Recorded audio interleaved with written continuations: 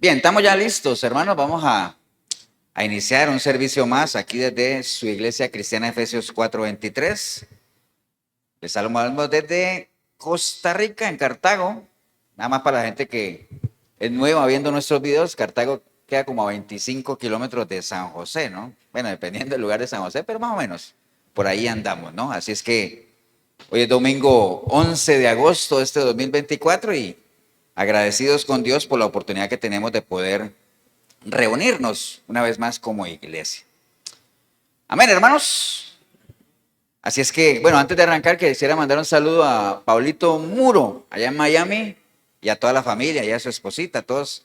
Allá hay un grupo de personas que están atentos a los videos de la iglesia y siempre, pues obviamente, hacen esas dinámicas de revisar las enseñanzas. Y bueno, un abrazo para ustedes y siempre el anhelo en nuestro corazón es de que todo lo que aquí digamos esté respaldado por la palabra y por eso nos cuidamos siempre de eso, ¿no?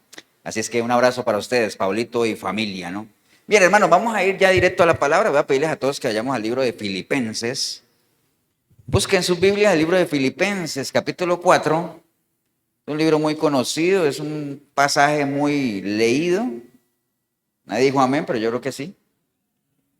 Ahorita que lo leamos, bueno, lo ponemos en los versículos, ustedes van a ver que realmente han pasado por ahí ya varias veces, ¿no? Filipenses 4:6. Mientras la iglesia lo busca, ahí en el video también animarle para que tengan una Biblia cerca, ¿no? Y puedan estar consultando y todo ese asunto, ¿no? Es una buena dinámica. Mira que cuando yo veo, por ejemplo, películas en Semana Santa, yo siempre voy viendo la película y voy leyendo la Biblia, ¿eh? Para ver si realmente la película es bíblica, ¿no? Entonces, hay algunas que se apegan muy bien, obviamente. Hay algunas que tienen su componente ahí de cinematográfico, pero bueno, eso es otro tema. Amén, hermanos. Filipenses 4:6, les decía que es un pasaje muy conocido porque acuérdense que Filipenses más adelante, Filipenses 4:8, aquello que dice, hermanos, todo lo que es verdadero, todo lo que es, y Filipenses 4:13, ¿qué dice? Todo lo puedo en Cristo que me fortalece. Pero ahorita vamos a estar en Filipenses 4:6. Dice la palabra, hermanos, por nada estéis afanosos, ¿no? Sino que sean conocidas vuestras peticiones delante de Dios en toda oración y ruego con acción de gracias. Y la paz de Dios, que sobrepasa todo entendimiento, guardará vuestros corazones y vuestros pensamientos en Cristo Jesús. Padre, te damos gracias en este día, Señor, por una linda oportunidad más que tenemos de no solamente de leer la palabra, sino que podamos entrar ahora en una meditación en torno a ella, un entendimiento, una comprensión, y que saliendo de aquí la hagamos vivencias, que es lo más importante. De nada nos serviría leerla, entenderla, analizarla si no la vivimos. Así es que te damos gracias porque nos da la oportunidad de cada uno de esos pasos, Señor. Cada uno de ellos. Nos disponemos, Señor, espíritu, alma y cuerpo, a recibirla, Señor. Y te damos gracias por habernosla dejado, Señor. En el nombre precioso de Cristo Jesús. Amén y amén. ¿Pueden tomar asiento, hermanos?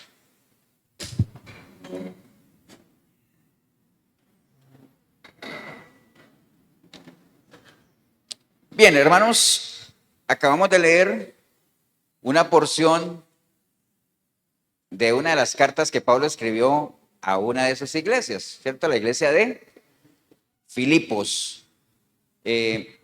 Ustedes saben que la intencionalidad de Pablo al levantar sus obras, su iglesia, siempre él tenía obviamente en su mente una conceptualización de lo que es o lo que debería ser la iglesia, ¿cierto que sí? No todas respondieron a la misma manera. Lo mismo pasa hoy en día, ¿no? Hoy en día hay muchas iglesias que se han salido de la idea que el Señor tenía o de la conceptualización que tenía de lo que debería ser su iglesia. Empezando ¿por qué? Porque muchas se han desviado de la sana doctrina, ¿no? Se han desviado del Evangelio de Jesucristo. O sea, si el Señor instituyó su iglesia, ¿sobre qué la instituyó? ¿Qué dijo él? ¿Sobre esta qué? Sobre esta roca, ¿no? Ahora, ¿qué es una roca? Digamos, en lenguaje, por eso es que es bueno que usted busque decir, bueno, en la época de Jesús, ¿qué era una roca? ¿Una roca era qué? Un concepto, un precepto, una afirmación, una revelación, esa era una roca. Entonces, él decía, sobre esta roca, ¿cuál roca? La revelación que había recibido Pedro, minutos atrás. ¿Cuál revelación? Que él dijo, ¿y ustedes quién dice que soy? Pedro dijo, tú eres el Cristo, el Hijo del Dios viviente. ¡Wow! Sobre esa roca, sobre esa afirmación, sobre ese concepto voy a edificar mi iglesia. Entonces muchas iglesias se han salido de ese concepto. ¿Por qué? Porque hay muchas iglesias donde se practica un cristianismo sin Cristo. O sea, ¿sin la qué? Sin la roca. Entonces se han salido, ¿no? Pero eso es un tema que ya ustedes manejan. Pero realmente las iglesias en general, muchas en ese tiempo y hoy en día, están muy lejos de los ideales que por lo menos Pablo tenía de lo que debería ser una iglesia, ¿no? Y los problemas siempre han existido en las iglesias, siempre. O sea, no es algo nuevo. De hecho, usted lee la carta de Pablo a los Gálatas. ¿Acuerda que Pablo le decía a los Gálatas? ¿Qué les decía? Vea, no les dijo así, no, estoy chichoso, no. Les dije, estoy indignado o estoy asombrado de lo fácil que ustedes se dejaron persuadir, pero ¿qué les pasó? Si ustedes iban bien, ustedes empezaron en el espíritu y terminaron en la carne. Entonces, no le estaba hablando bonito a la iglesia, ¿cierto que no?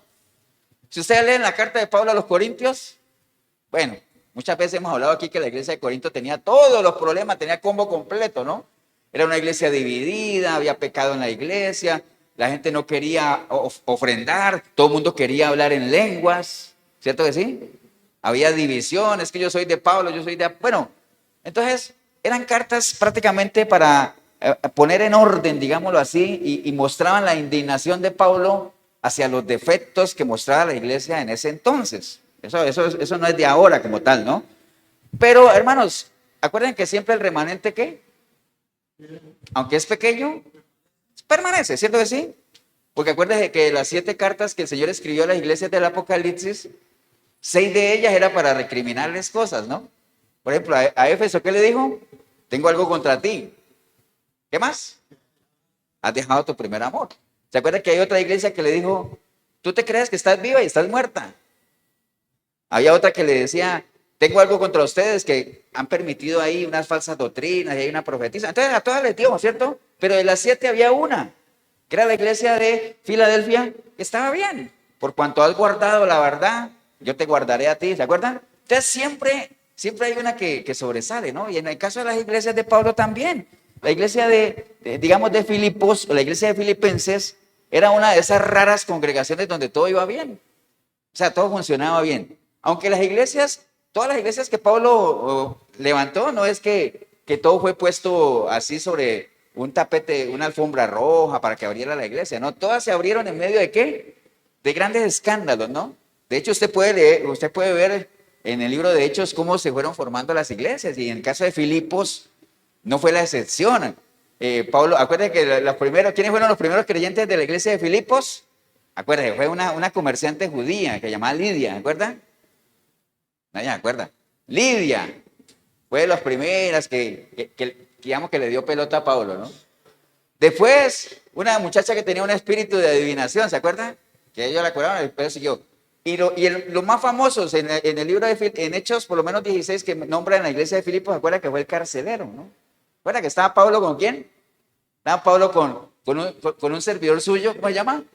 Silas, ¿no? Pablo y Silas. ¿Recuerda que hay una canción que decía que Pablo y Silas estaban cantando y entonces se cayeron los muros y entonces el carcelero estaba asustado y que él le dijo, ¿qué tengo que hacer para ser salvo? ¿Se acuerdan todo eso? Pero bueno, el caso es que así arrancó la iglesia de Filipos. Fue creciendo y todo eso. La carta de Pablo a los filipenses se escribe más o menos como, por lo menos al menos 10 años después de que la iglesia se había creado, ¿no? Y Pablo obviamente usted lee la carta a los filipenses y usted ve el lenguaje que Pablo usa, un lenguaje muy cálido, muy, muy fraternal, y usted puede entre líneas ver el orgullo que sentía él de la iglesia de Filipos, o sea, lo complacido que se sentía de cómo estaban funcionando las cosas allá. Ahí es donde uno entiende aquello que dice que no hay un mayor gozo para un padre que ver que sus hijos, ¿qué? Anden bien, ¿no? Anden en la verdad. Yo creo que si uno tiene un hijo lejos, cuando uno recibe noticias de él que está bien, que está trabajando, que se está esforzando, que está estudiando, que se está congregando, o sea, todas esas cosas a uno como padre lo llenan de satisfacción. Entonces, Pablo, la carta obviamente expresa eso, ¿no? Porque Pablo, acuérdense que en esa época se usaba mucho que las iglesias pues se unieran algunas para mandarle dinero a otras, sí, ¿no? Eran muy unidas en ese sentido. Pero Pablo, él tenía mucha resistencia o él no le gustaba recibir muchos regalos económicos de las otras iglesias. Él se cuidaba mucho de eso. ¿Por qué? Porque había mucha gente ahí, enemigos de él, que estaban esperando cualquier cosita para caerle, ¿no? Entonces, si se dan cuenta que él estaba recibiendo plata, inmediatamente le decían, ¿sí ves? Ese es un explotador. Está explotando las iglesias. Entonces, él no recibía, él se cuidaba de no recibir dinero o regalos en efectivo de otras iglesias para él, ¿no? Pero en el caso de la iglesia de Filipos, él tenía mucha confianza en los filipenses. Era una relación muy cercana, ¿no? Y precisamente la carta de Pablo a los filipenses, aunque el objetivo central de la carta era ese agradecimiento de Pablo hacia ellos por lo que había recibido, pues obviamente no iba a desaprovechar la oportunidad. ¿Para qué? Para darles ciertos consejos también, ¿no? O sea, darles consejos y advertirles, no bajen la guardia, recuerden que van a venir tiempos peligrosos, todo lo que él le escribía a las diferentes iglesias, porque era una situación general. Acuérdense que siempre en las iglesias, cuando él las fundaba y se iba, inmediatamente venía gente por los lados, ¿a qué? A meter doctrina, ¿no? A ver cómo la bajaban, ¿no? Entonces, esa carta era para agradecerles a ellos, pero aprovecha la carta ¿para qué también? Para darles consejo, ¿no? Y en medio de ese consejo hay algo que predomina en la carta de Filipenses y es esa insistencia de Pablo a que la gente no perdiera su ¿qué?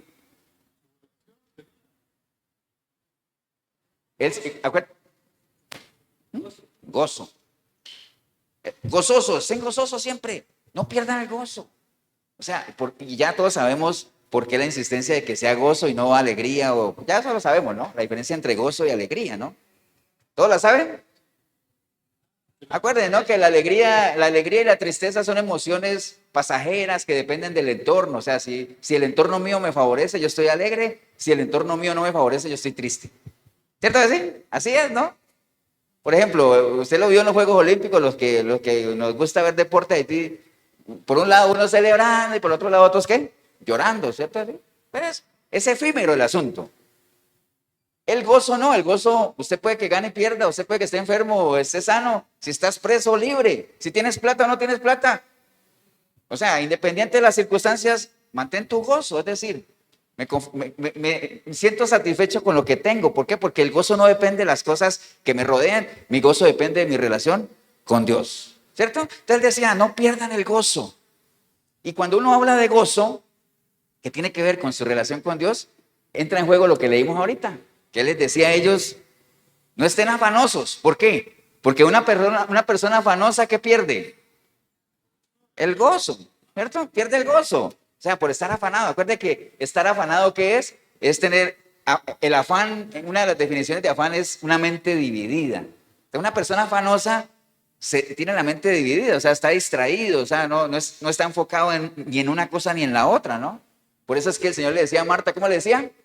Marta, Marta, Marta, estás afanosa y turbada. ¿Por qué? Porque el afán produce perturbación. Entonces, no estén afanosos, les decía él, sino que más bien, si tienen algo que les acongoja, que esas peticiones sean ¿qué? Presentadas ante el Señor, delante de Dios, pero eso sí, con toda oración y en acción de ¿qué? De gracias. Entonces, cuando uno hace una petición al Señor, uno debería darle gracias al Señor de antemano por lo que va a recibir o por lo que no va a recibir también. Es más gracias aún por lo que no va a recibir, porque dar gracias por lo que uno recibe es muy fácil. Dar gracias por lo que uno no recibe, ahí es más complicado, ¿no? Amén, hermanos. Entonces les dice, no estéis afanosos, sino que sean conocidas vuestras peticiones delante de Dios, eso sí, con acción de gracias. Y entonces les dice, y entonces la paz de Dios, que sobrepasa todo entendimiento, los guardará vuestros corazones y vuestros pensamientos en Cristo Jesús. Entonces, dentro de los consejos que Pablo les está dando a la iglesia de Filipos es, sigan así, gracias por todo lo que han hecho por mí, sigan así, pero no se afanen, no pierdan la paz, esa paz que obviamente solo el Señor les puede dar, ¿no? Por eso les habla ahí de la paz de Dios, que ahorita es lo que vamos a estar viendo, ¿no? Esta prédica se llama la paz de Dios, ¿no? Que tiene una característica, ¿cuál es? Que sobrepasa todo entendimiento, ¿no? Que ahorita lo vamos a estar desarrollando, ¿no? ¿Estamos claros, hermano, o no? Entonces, si uno quiere ser una persona gozosa en Dios, y si usted se mantiene en el gozo del Señor, usted no se va a afanar, porque el afán va ligado a todo lo que tiene que ver con la relación con Dios. Usted va a tener paciencia, porque la paciencia va ligada ¿a qué? A la fe, y la fe va ligado al conocimiento, todo lo que ustedes ya conocen que lo manejan así, ¿cierto? Entonces, no pierdan la paz. Entonces comienza a hablar de un tema que quiero que desarrollemos hoy, que tiene que ver con la paz, ¿no? La paz. Yo creo, hermanos, que nosotros estamos de acuerdo que uno de los grandes anhelos que todo ser humano tiene es tener paz, ¿cierto que sí? O sea, tener paz. Yo creo que no hay persona en el mundo que no quiera tener paz, ¿no? O sea, ahorita, independiente de la persona, ¿no? Estamos hablando de moros y cristianos, ¿no? Estamos claros en eso, ¿no? Porque uno anhelaría que hubieran paz entre los países, hubiera paz, paz entre los vecinos, ¿no? Si no te acuerdas de lo que pasó hace algunos meses ahí en Escazú, ¿no? Que haya paz entre los vecinos, que uno se pueda llevar con ellos. Yo tengo mucha paz con los vecinos, ni siquiera sé quiénes son. Yo como 10 años viviendo ahí, pero bueno, ese es otro tema. ¿Cierto que sí? Pero uno quisiera tener paz, pero por lo menos está bien. El que no haya roces ya es una especie de paz, ¿cierto que sí? Entonces, paz, ¿verdad?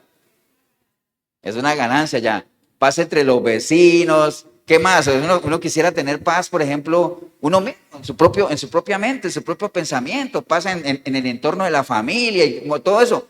Pero bueno, ese es el ideal, ¿cierto que sí? La Biblia lo que pasa es que dice que cuando uno no está metidito en las cosas de Dios, ese ideal se convierte en un mito. En estos días hablamos de mito en la radio. ¿Qué los mitos que son? Historias fantasiosas, ¿no? Entonces, uno fuera de los caminos de Dios, realmente el tener paz se convierte en un mito, en algo fantasioso, ¿no? Porque es mentira que uno va a tener paz con los vecinos y uno está metido, está fuera del reino de Dios y todo ese asunto. Ahora sí, la pasó. Yo conozco gente que no es cristiana ni nada con Dios y viera que se lleva bien con todo el mundo. Habría que ver si con todo el mundo. Habría que ver, ¿no? Como cuando a uno le dicen, yo conozco matrimonios que no son cristianos, pastor, y llevan 50 años de casados. Entonces uno tendría que decir, habría que ver cuál de los dos ha aguantado más. Pero que hay uno que aguantó más que el otro, tremendo, ¿no? Estamos claros en eso, ¿no? Entonces, la Biblia lo que dice, hermanos, en Romanos 3:17, citando a Isaías 59:8, dice que cuando uno está fuera de los caminos del Señor, dice, no conocieron, ¿qué cosa? Caminos de paz. No los conocieron.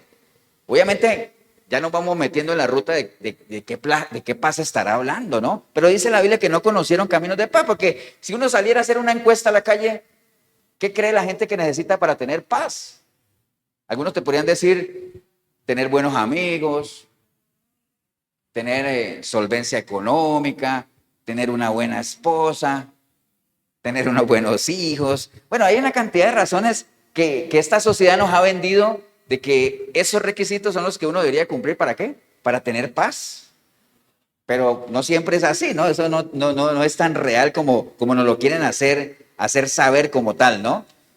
¿Por qué? Porque a uno le han vendido la idea de que el concepto de paz es ausencia de conflicto. ¿Qué es la paz? Ausencia de guerras o ausencia de conflicto. Si nosotros nos vamos a esa definición, Costa Rica es un país ¿de qué? De paz, porque aquí no estamos en guerra con nadie, ¿cierto? ¿No? De hecho, ni ejército tenemos. Pero, ¿será Costa Rica, por ejemplo, poniendo a Costa Rica de ejemplo, un país de paz? No, ustedes saben las cifras. El año pasado hubo récord de homicidios en Costa Rica. La inseguridad se ha disparado, el narcotráfico, hay guerras de bandas narco, bueno, hay de todo. Entonces, no es un país de tanta paz que digamos, pero dependiendo de qué, del concepto de paz que uno maneje, ¿no? Entonces, es algo muy relativo como tal, ¿no? Entonces, eso le han vendido a uno de que no hay conflicto, hay paz, pero realmente va mucho más allá de eso, ¿no? Porque ¿qué es lo que nos dice la palabra, hermanos? Por ejemplo, en Gálatas 5:20. Acuérdense que Gálatas capítulo 5, ese es el libro, esa carta que Pablo escribió a la iglesia de Galacia, donde en el capítulo 5 se concentra en qué, en las dos maneras en las que uno puede caminar. ¿Cuáles son esas dos maneras? ¿En la carne o en el espíritu, cierto? Y entonces la tendencia del que camina en la carne, es decir, fuera de Dios, no es a buscar la paz, para nada. Más bien la palabra lo que dice es que generalmente la persona se mueve en ¿qué? En enemistades, pleitos, celos, iras, contiendas, disensiones, homicidios. Todo esto que le acabo de decir no tiene nada que ver con la paz. Pero esa es la naturaleza del ser humano, ¿qué? Sin Dios. ¿Me entiende? Ahora, si uno dice, uy, pastor, eso no me gusta.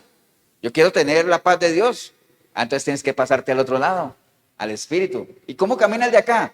Benignidad, gozo, paciencia, templanza, dominio propio, paz. Wow, es otra cosa.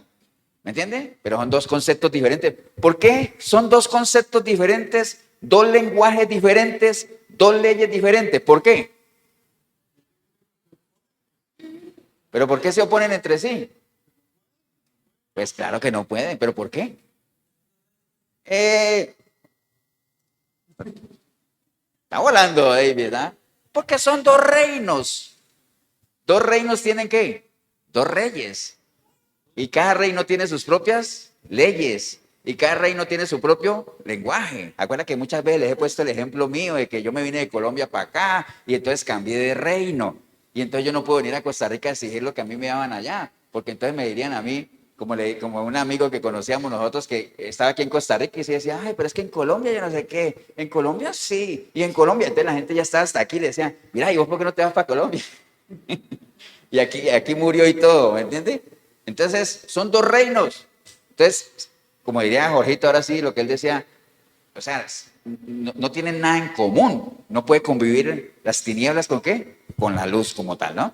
Estamos claros en eso, ¿no? Eso es algo, estamos haciendo una plataforma nada más. Entonces, generalmente el ser humano sin Dios no busca la paz. Aunque usted diga que hay una cantidad de conflictos buscando la paz, pero si usted se pone a ver esos países que invaden otros supuestamente por la paz, siempre hay intereses propios, ¿cierto? Siempre, como diría Pablo cuando decía, es que cada uno ¿qué? Cada uno va detrás de ¿qué? De lo suyo propio, cada uno va detrás de lo suyo, ¿no? Pero bueno, ¿qué habla la definición de paz? Para que vayamos aterrizando los conceptos.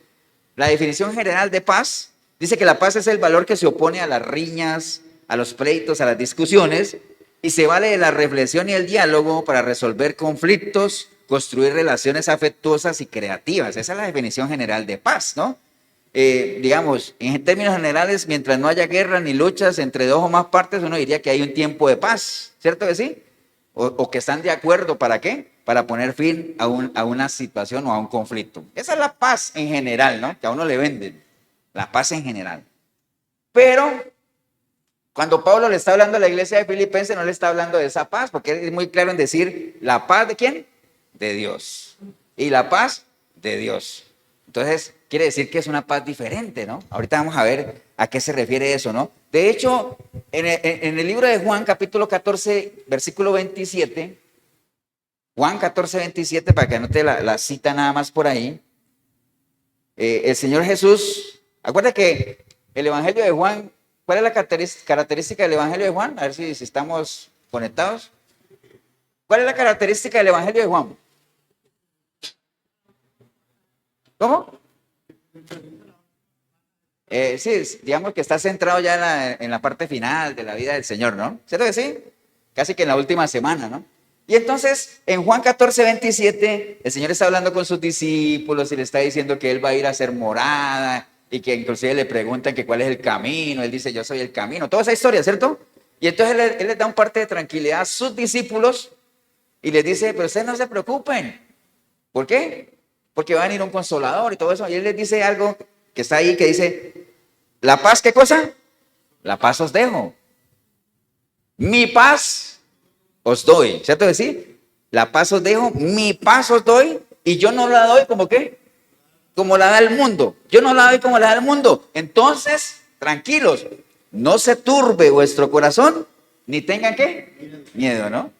Ahora, por qué creen ustedes que ellos pudieran tener miedo? El Señor les decía, tranquilos, yo les voy a dejar mi paz, no se turben, no tengan miedo.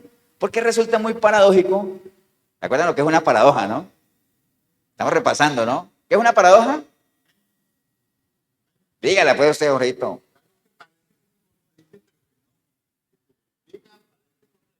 Sí, es algo que pareciera que no tiene sentido, ¿no? Pero sí tiene sentido. Por ejemplo, una paradoja muy sencilla es que el Señor decía, el que pierda la vida por mí, la gana. No hay lugar más alto que los pies del Señor.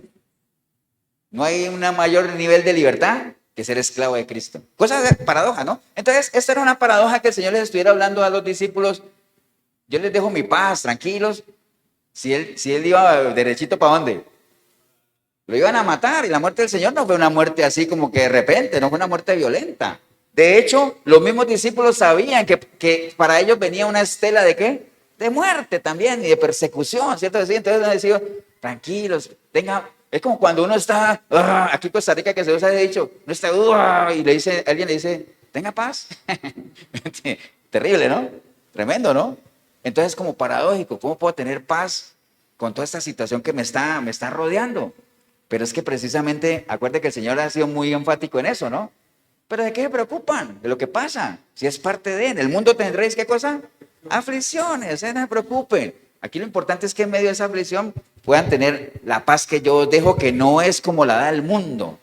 Porque ¿cuál es la paz que da el mundo? Una paz que se caracteriza ¿por qué? Porque nadie pelea con nadie, nadie se mete con nadie. Eso es como las fotos de las revistas de los testigos de Jehová, ¿no? La ovejita sacándole los piojos al león, cosas de esas, ¿no? Todo mundo con todo mundo.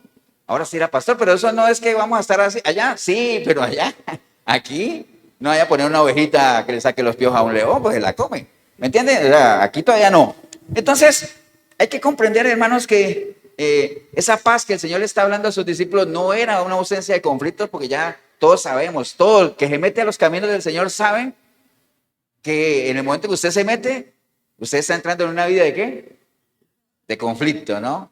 De aflicción, de tribulación, de todo eso, ¿no? Ya solo uno lo tiene que saber como tal. Por eso el que venga a los pies de Cristo y diga, uy, yo no sabía que eso era tan duro. ¿Duro en qué sentido? ¿En que ya algunas amistades no te invitan a las fiestas? No, hombre, eso, más bien, dale gracias a Dios por eso, ¿no? Entonces, como lo que hemos hablado, que a uno le dicen, uy, ya te lavaron el cerebro, ¿acuerdan? ¿Todavía sigues ahí? ¿Ya te lavaron el cerebro? Sí, ya me lo lavaron. Y era que sucio estaba. Una cantidad de contaminaciones, cochinadas, pero poco a poco me lo han ido, ¿qué? Lavando, poco a poco, ¿no? Pero bueno, entonces hay que entender eso, hermanos. Y nos dejó el Señor claro que sí, que íbamos a tener conflictos, pero el Señor nos enseñó, además, Él mismo lo dijo, no piensen que yo he venido aquí, ¿qué? A traer paz. ¿Yo vine a traer qué cosa?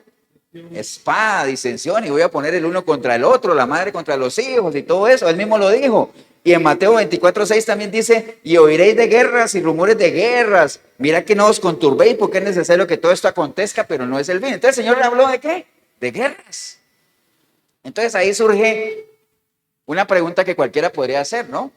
Decía, pastor, pero ¿por qué el Señor, y todavía le dicen el príncipe de paz, dice que les doy mi paz, la que yo los dejo, pero por otro lado dice que Él no vino a traer paz, que Él vino a traer guerra, o vino a traer conflicto? Entonces, no sé, como que no entendemos esa parte, ya la hemos explicado aquí varias veces, ¿no? Pero acuérdense entonces que hay dos tipos de paz, ¿no? Está la paz que da el mundo y la paz que da Dios, ¿no? Y hay una paz que es interna y hay una paz que es externa. Ahorita lo vamos a ver. Pero hasta ahí vamos claro, ¿no, hermanos? Entonces, ¿de cuál paz está hablando el Señor? Diría uno ahí. Porque le está diciendo a sus discípulos, mi paz les dejo, mi paz los doy. Pero no como la que da el mundo. Entonces, ¿cuál es? Porque la del mundo ya la entendemos, ya entendimos esa, la que da el mundo, que es que no hayan conflictos, que no hayan guerra, que todo el mundo se lleve bien con bien, besito, besito, que sabemos que en el mundo en el que estamos viviendo sin Dios es una fantasía, es un mito, nadie está en paz en ese nivel. Todo el mundo anda buscando lo suyo propio. Estamos en una generación, ¿qué? Perversa, ¿no? ¿Y qué es algo perverso? ¿Verdad? Eso, oye, esta primera fila están volando. ¿Qué es algo perverso? No solamente que hace el mal, sino que se disfruta haciéndolo. Eso es algo perverso. Pero cuando usted ve a alguien bien malo, le dice, ese no es malo, ese es perverso. Usted ya no entiende, ¿cierto? Entonces estamos en una generación perversa que se goza ¿de qué? Del mal. Se goza del mal. Mire lo que pasó, y les conté la vez pasada, ¿no? Hicieron la Copa América aquí y en la inauguración hicieron una oración dándole gracias a Dios y eso fue una indignación total, ¿no? Y ahora van a los Juegos Olímpicos, hacen un descalabro ahí burlándose del cristianismo y de todo, y la gente celebra eso. ¿Me entienden? Entonces estamos en una generación ¿qué? Perversa. perversa, ¿no? Entonces, ¿de cuál paz está hablando el Señor? Bueno, la paz de Dios se mueve en tres dimensiones también, tres niveles, ¿no? Para que uno tenga la paz de Dios en la vida de uno, ¿cuál creen ustedes que es el primer paso? ¿Tener paz con quién? ¿Con Dios? Oiga, pero déjenle algo a las otras filas, hombre. Tener paz con Dios, ¿cierto que sí? Entonces, primero, la paz, ¿de qué cosa? De Dios. Y esa paz solamente la podemos lograr ¿cómo? ¿Cómo? ¿Cómo? Sí, o sea, teniendo amistad con Él, volviendo en amistad con Él, como dice Job, vuelve ahora en amistad con Dios. ¿Y entonces qué? ¿Y entonces tendrás paz? Amén, ¿no? Entonces, Romanos 5.1 dice, justificados pues por la fe, hermanos, justificados por la fe, tenemos paz con Dios. ¿Por medio de quién? De nuestro Señor Jesucristo. Entonces, por medio de su sacrificio en la cruz, es la única manera que podemos, ¿qué? Volver en amistad con Él y entonces tener, ¿qué? Paz con Él. Acuérdese que esa es la línea, ¿no? Y Colosenses 1.20 dice, y por medio de Él, ¿de quién? De Cristo, dice, reconciliar consigo todas las cosas, así los que están en la tierra como los que están en el cielo, haciendo la paz mediante la sangre de su cruz. Entonces, primero, tenemos que tener paz ¿con quién? Con Dios. Ahora ustedes dirán, pastor, ¿y por qué paz con Dios? ¿Y en qué momento nos enemistamos con Él? Bueno, la Biblia dice que nosotros, ¿qué cosa? Antes no éramos, ¿qué? No éramos pueblo, no éramos nada con Él. Es más, éramos enemigos de Él. Esa es la palabra. Pero que por medio del sacrificio de Cristo, ¿qué pasa? Nos ha reconciliado. Amén. Que es el ministerio que todos tenemos. ¿Cuál es el ministerio que tenemos? El ministerio de la reconciliación. ¿Por qué lo tenemos nosotros? Porque el Señor nos encomendó. ¿Cuándo? Cuando nos dijo, vea, yo los mando a ustedes como ovejas entre lobos. ¿A qué? Para que vayan y hagan discípulos, prediquen las cosas que yo les enseñé, para que ustedes puedan, así como ustedes fueron reconciliados con Él, hacer que los otros también sean reconciliados con Él. Amén. ¿Estamos claros, no? Entonces, primero, paz con Dios. Si no hay paz con Dios, ni para qué seguiríamos con lo que sigue. No tiene sentido. Pero primero, paz con Dios. ¿Usted quiere disfrutar de la paz de Dios? Esa que sobrepasa todo entendimiento. Ahora usted dice, pastor, ¿y qué quiere decir eso que sobrepasa todo entendimiento?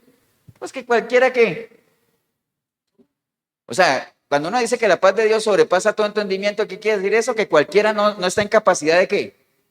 De entenderla, ¿no? Cualquiera no la puede entender, porque todos sabemos que cuando una persona no es de Dios, no solamente no va a entender eso, sino que va a decir que le parece que es locura, ¿cierto?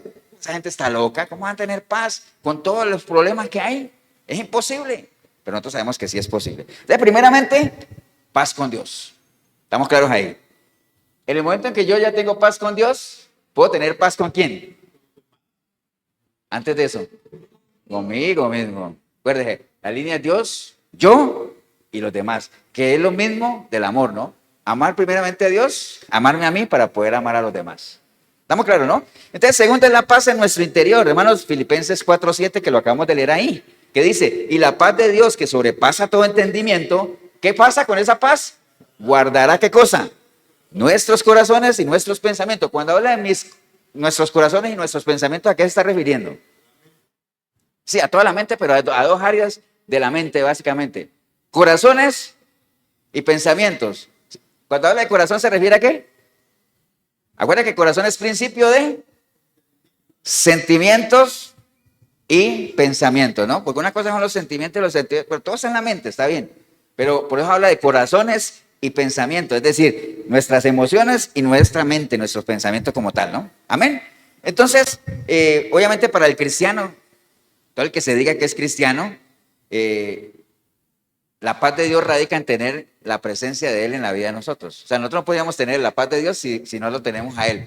Si una persona no ha nacido de nuevo, no puede decir que tiene la paz de Dios, jamás, no la puede tener. ¿Por qué? Porque el que nos reconcilió con el Padre, ¿quién fue?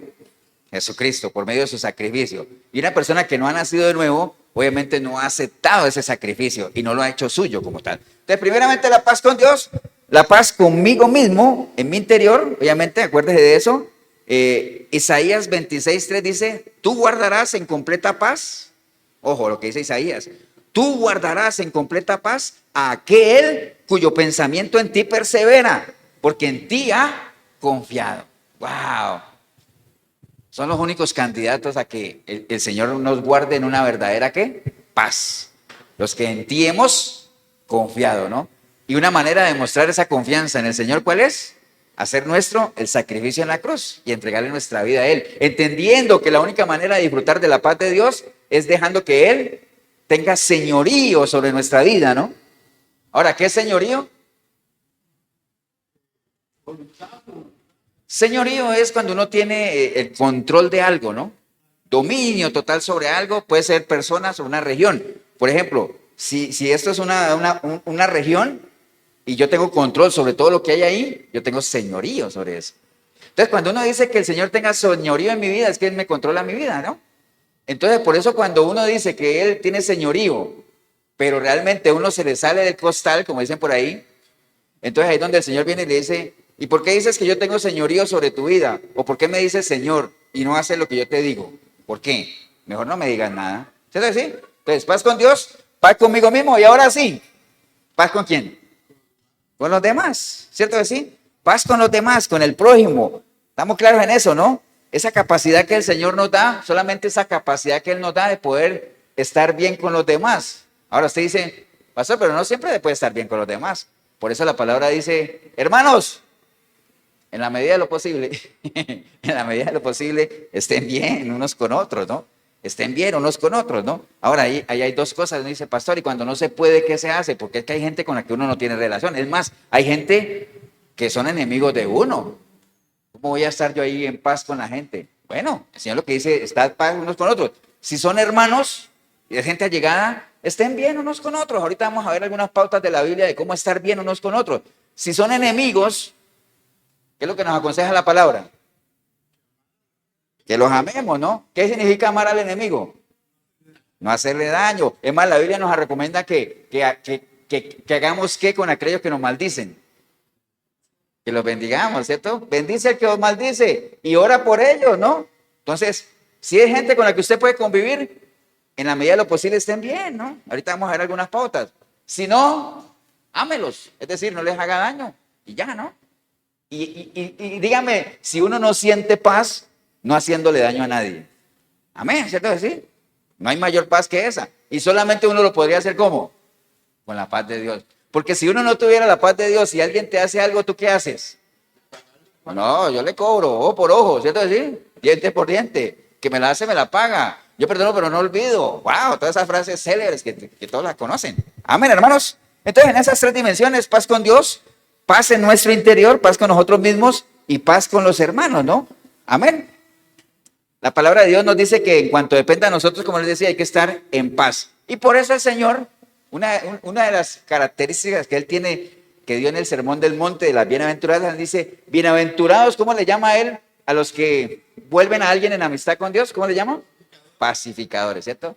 Bienaventurados pacificadores, porque ellos serán llamados, ¿qué cosa? Hijos de Dios. ¿Qué es un pacificador? El que lleva en amistad a alguien con alguien. En este caso, de las cosas de Dios, a los que están enemistados con Dios. En las cosas naturales, nosotros aquí en Costa Rica tenemos un pacificador muy conocido. ¿Cómo se llama? Oscar Arias, ¿cierto? Premio Nobel de la Paz. Fue un pacificador en lo natural. ¿Por qué? Porque fue mediador ahí para que algunas, bueno, él no solo, un grupo, pero digamos que es el más conocido. Para que algunos bandos que estaban en conflicto negociaran y se pusieran de acuerdo. ¿Para qué? Para no seguir peleando, aunque por debajo de la mesa siguen peleando, ¿no? Pero bueno, ese es otro tema. Pero ese es un tipo de pacificador natural. Pero ese tipo de pacificación o de intermediación a uno no lo va a salvar. Eso ayuda en lo natural, pero en lo espiritual no nos va a ayudar. ¿Estamos claros, hermano, o no? Y acuérdense que la guerra, ya cuando uno habla de lo interior, el libro de Santiago dice que de dónde vienen las guerras y todo eso. Si no es de uno mismo, ¿no? Mire el lenguaje que usa Santiago aquí. ¿De dónde vienen las guerras y los pleitos entre vosotros? ¿No es de vuestras pasiones las cuales combaten en vuestros miembros?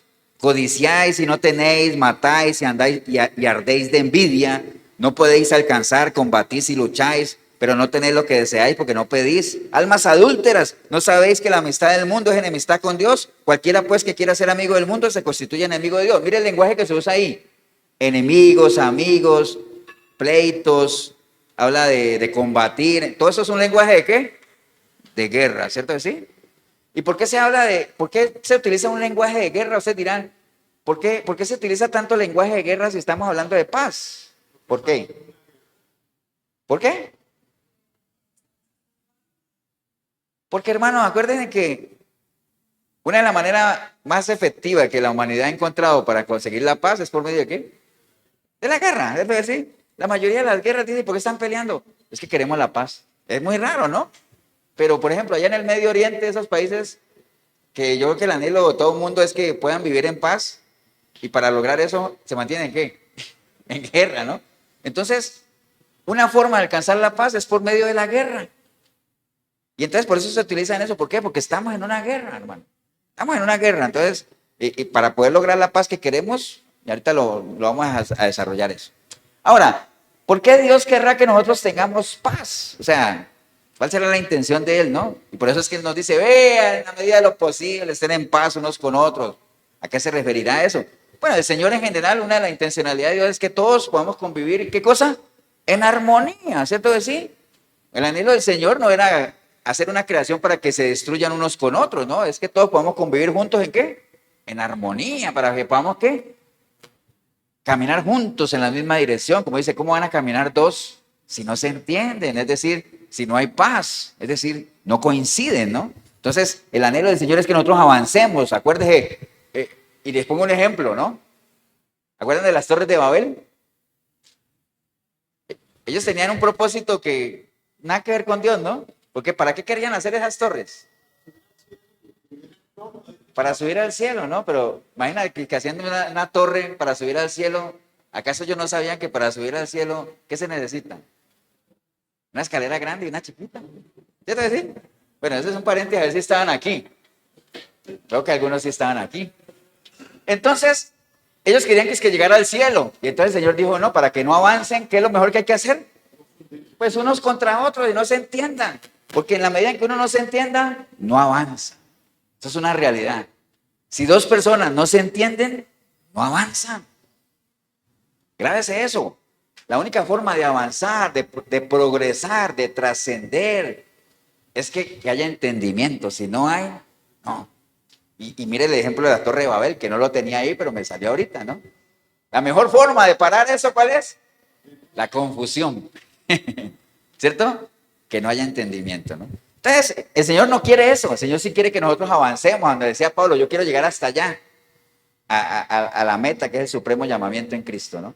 Pero para eso tenemos que ser personas, ¿qué? Entendidas. Y por eso les decía de la canción aquella que decía que la gente necesita entender lo que Dios habla, ¿no? Porque si no entendemos, no vamos a poder avanzar como están.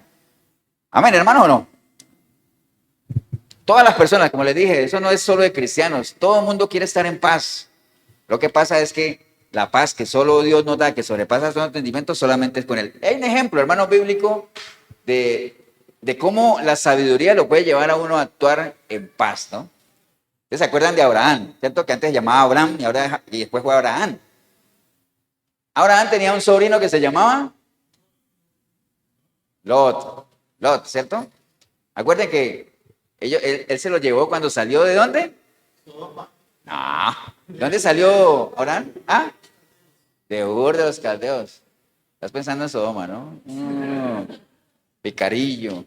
Entonces salió de Ur de los Caldeos y él se llevó a su sobrino, ¿cierto? Y entonces dice la palabra, hermanos, dice la palabra que ellos comenzaron a tener contiendas. ¿Por qué comenzaron a tener contiendas? Porque las propiedades de Lot comenzaron a crecer, y los rebaños, y los de Abraham también. Entonces ya los pastores de Lot y los pastores de Abraham comenzaron a pelear. Como siempre, los pastores andan peleando, ¿no?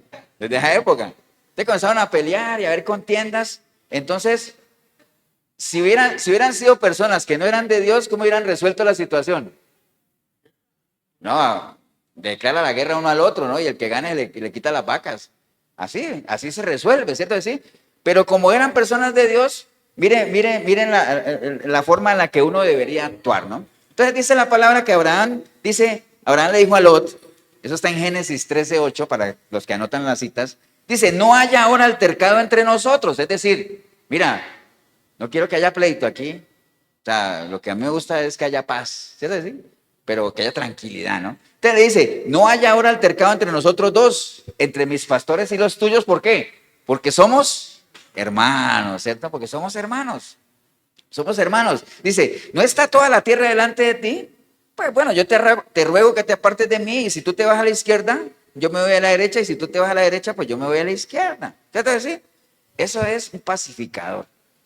Es decir, bueno, a mí no, obviamente, ¿por qué a Abraham no le importaba si iba a la derecha o a la izquierda? ¿Por qué no le importaba? Porque él sabía con quién iba, ¿cierto? Él decía, yo para donde me vaya, me va a ir bien. ¿Por qué? Porque yo sé quién va conmigo. En cambio, Lot no, Lot dijo, wow, ese desierto y esa llanura.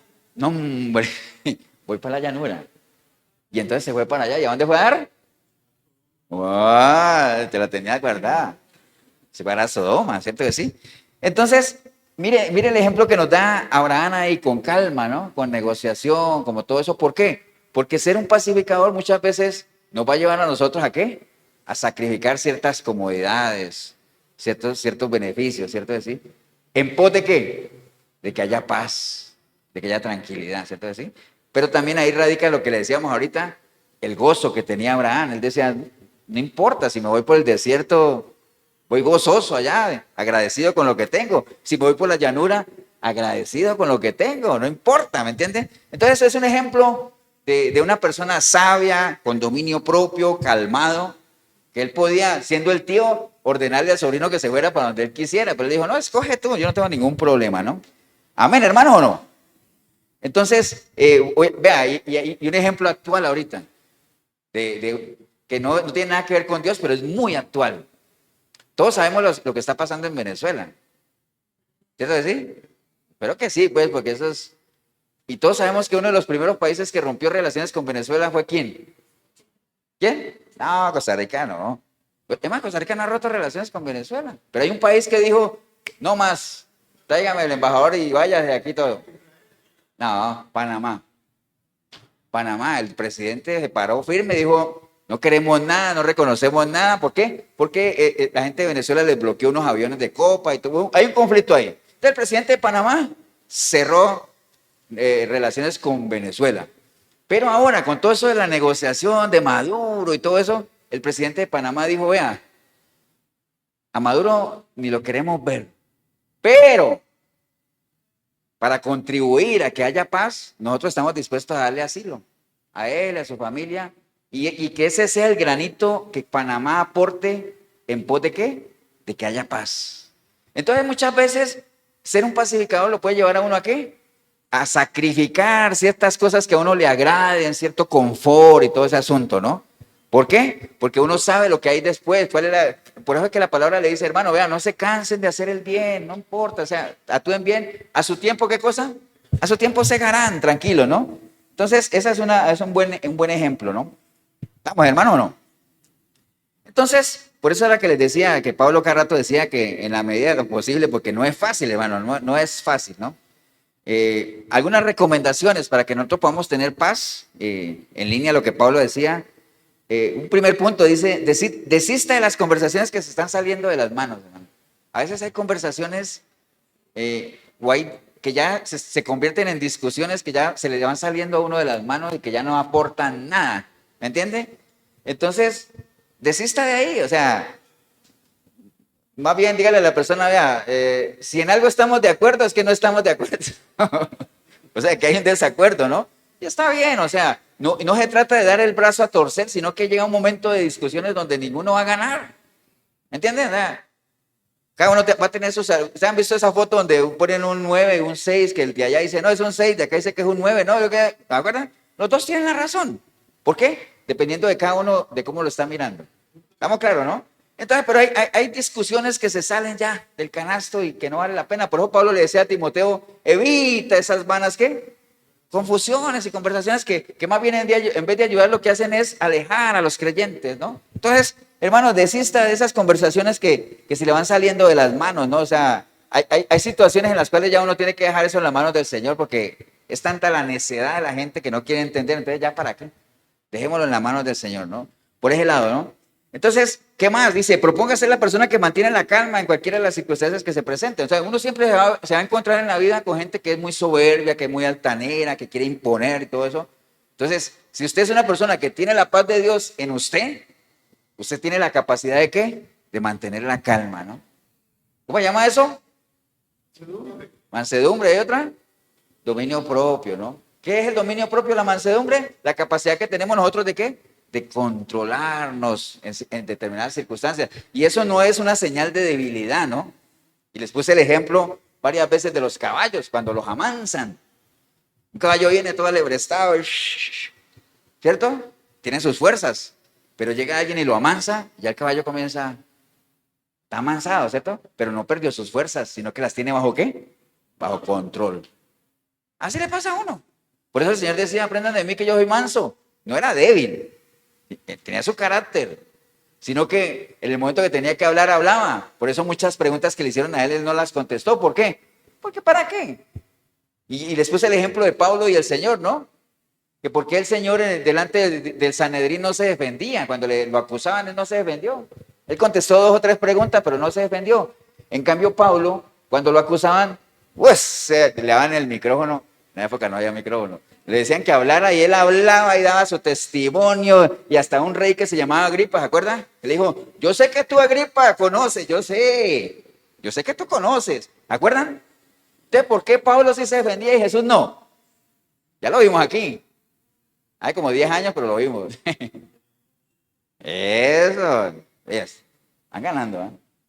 Porque tenían propósitos diferentes. El propósito de Jesús, ¿cuál era? Ir a la cruz. Entonces, ¿para qué se iba a defender si era necesario que se diera cumplimiento a qué? A lo que estaba escrito. Ahora, en el caso de Pablo, Pablo decía, no, hombre, yo no puedo morir aquí, yo tengo que llevar el evangelio a los gentiles, yo no me puedo quedar preso aquí. Y por eso cuando lo querían dejar ahí, dijo, yo apelo al César, tengo que ir a Roma. El Señor me dijo que iba a ir a Roma, no sé cómo, pero de que voy. Amén. Entonces tenían propósitos diferentes. Por eso Pablo se vendió, el Señor no. Entonces, por eso qué importantísimo es que cada uno conozca ¿qué? Su propósito. ¿Estamos claros, hermano, o no? ¿Amén o no? Entonces, desista de esas conversaciones, propóngase ser la persona que mantiene la calma, respete a los demás, hermanos, entendiendo que cada uno tiene lo suyo, ¿no? Y que cada persona es potencial, ¿qué? Templo del Espíritu. Por más que usted esté en conflicto con alguien que usted crea que no vale la pena, cada persona vale la pena. ¿Por qué? Potencial templo del Espíritu. Acuérdese de eso. Por eso, o sea, el Señor no quiere que nadie perezca. Acuérdese de eso, ¿no? Eso lo tenemos bien claro, ¿no? ¿Estamos claros, hermanos? Amén. Vamos a hablar un poquito en línea a esto de la paz. Lo que les decía ahorita de ese anhelo que el Señor quiere que nosotros seamos, ¿qué cosa? Pacificadores, ¿no? Todos somos llamados a ser pacificadores. ¿Por qué? Porque todos hemos recibido el ministerio de la reconciliación. Es algo que todos tenemos que hacer. Algunos lo estarán haciendo, otros no, pero es algo que debemos hacer. O sea, en la medida de lo posible, estemos bien, pero ustedes todos hemos sido llamados ¿a qué? A llevar gente a los pies del Señor. O sea, ya sea con nuestro testimonio, ya sea con lo que hablemos, ya sea con lo que colaboremos, pero todos estamos llamados a ser pacificadores, hermanos. Y una de las claves que daba Pablo también en Filipenses, dándole consejo a la iglesia de Filipos, él decía, hermanos, vea, clave para ser un pacificador es no mirando cada uno por lo suyo propio. O sea, no, ¿qué quiere decir eso? Usted puede, vea, hay gente que tiene un buen concepto de sí y está bien, es bueno que uno se quiera sin entrar en el egocentrismo, pero no midamos a los demás con la vara nuestra, ¿no? Porque el mismo Pablo decía, a mí me gustaría que todos fueran como yo. Decía Pablo. ¿Pero qué decía él? Pero yo sé que cada uno tiene lo suyo, ¿no? Entonces que cada uno conforme a lo que le ha sido dado. Pero a él le gustaría que todos fueran como él.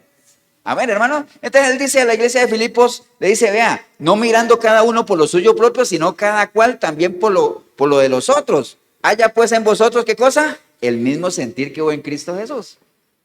Que Jesús, obviamente, sabiendo lo que él era, él no iba a pretender que todo el mundo fuera como él, sino que acá con cada uno hablaba. Cuando hablaba con los fariseos los trataba de una manera, cuando hablaba con la gente de otra manera. ¿Por qué? Porque él sabía exactamente las limitaciones, las capacidades, las responsabilidades que cada uno de los grupos tenía, ¿no?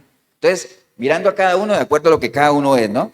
Entonces, hermanos, esto de ser pacificadores en la línea de Dios no es algo que esté muy desarrollado hoy en día. ¿Por qué? Porque si algo se ha perdido hoy en día, es que la gente ejerza el ministerio de la reconciliación que le ha sido dado. Muy pocos lo están haciendo, aunque todos deberíamos hacerlo. Muy pocos lo están haciendo. Entonces no es algo que se dé mucho hoy en día, ¿no? Pero es una habilidad que cada uno tiene, que lo único que nos falta que es desarrollarla. ¿Acuerdan lo que les dije hace 8 días de la importancia de ejercitarse? De ejercitarse, de ejercitarse. Ahí conversaba con unos hermanos también que me preguntaban lo mismo, ¿no? Pastor, hay esa necesidad de ejercitarse más, o sea, de preparar gente que desarrolle más estas cualidades de pacificador, de reconciliación, ¿no? Pero hay algunas características que es bueno conocer. Porque acuerden que al Señor la gente le decía, ¿qué le decía al Señor? Muchos le decían, Señor, te seguiremos a donde tú vayas. ¿Se acuerdan? ¿Y qué les dijo el Señor? Bueno, ustedes verán, pero las zorras tienen, el Hijo del Hombre no tiene ni siquiera donde recostar la cabeza, ¿no? Es bueno que lo sepan. Entonces, algunas características, hermanos, para que uno pueda ser un buen pacificador. Vean, consejo, nada más. Hay que desarrollar esa habilidad de escuchar el dolor y las perspectivas de los demás, que a veces es lo más difícil. ¿Cómo le cuesta a la gente qué cosa? Escuchar a los demás. Todo el mundo quiere que a uno lo escuchen, pero que uno escuche a los demás, ya qué difícil, qué complicado. Amén, hermanos, porque siempre va a haber eso, ¿no? O sea, y siempre nosotros vamos a convivir, puede ser en esta iglesia, en otra iglesia, en una empresa, en la familia. Siempre, bueno, yo no sé si siempre, pero casi siempre van a haber personas heridas, ¿o no? Hay personas heridas, hay personas que cargan lo suyo propio. Y si hay algo que caracteriza a una persona herida, ¿sabe cuál es? Que tiende a herir a los demás también. O sea, una persona herida tiende a herir, ¿cierto que sí? Una persona que ha sanado su corazón, más bien la tendencia hacia los demás, ¿cuál es? De que los demás se sanen también, ¿cierto que sí? Porque no hay nada mejor que tener un corazón limpio. Pero una persona que tiene heridas ahí, esas personas tienden a herir a otras personas, ¿no? O sea, y entre más herido, ¿qué cosa? Más ataca, más molesta, más fastidia, ¿no? Ahora sí era pastor, y eso es fastidiar. Claro, porque dígame, ¿qué culpa tienen los demás de las heridas que pueda tener una persona? Sánese usted primero y después más bien póngase al servicio de los demás. ¿Me entiende? Pero ¿qué culpa tienen los demás? Pero muchas veces pasa así, ¿no? Desafortunadamente es así, ¿no? Entonces una persona pacificadora tiene esa capacidad de ¿qué? De escuchar el dolor de las otras personas atentamente. Usted no puede emitir un consejo a alguien si usted no lo ha escuchado primeramente bien, ¿no? Entonces, ahora, no necesariamente tiene que ser uno, puedes decir, pero es que, ¿cómo cuesta hablar con el pastor para que me escuche? No, acuérdense, todos somos ¿qué? Todos somos pacificadores, todos.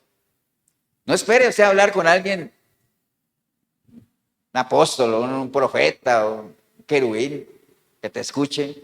No, tenemos que empezar ¿por dónde? Escuchándonos nosotros primero, ¿no?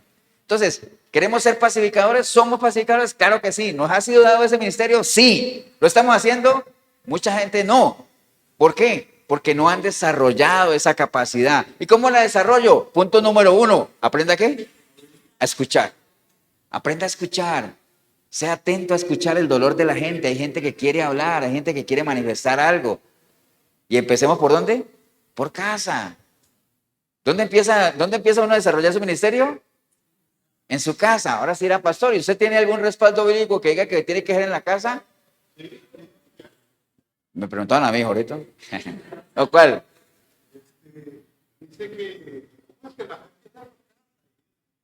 No, pero una historia. Le voy a poner una historia.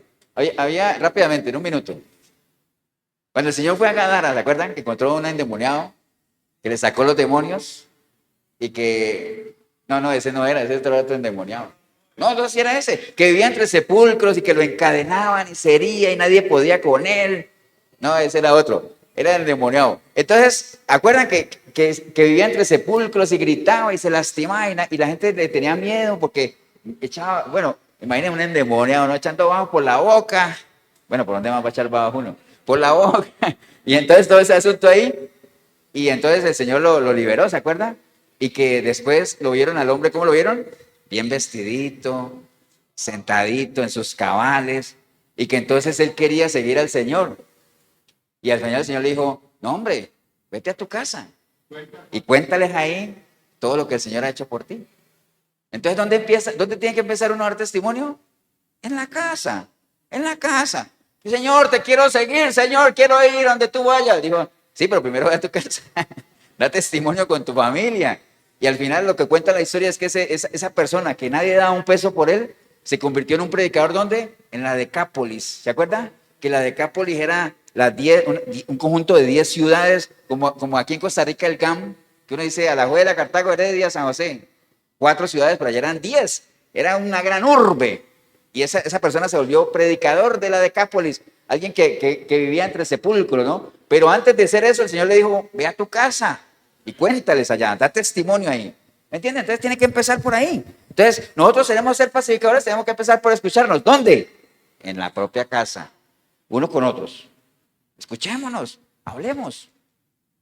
Amén. Haga como dicen en Colombia, tomémonos un tinto. Seamos amigos. Bueno, entonces, escuchar el dolor de los demás. Amén. Después de eso, ¿qué sigue, pastor? Me estoy apuntando al curso de pacificador. Entonces, aprende a escuchar.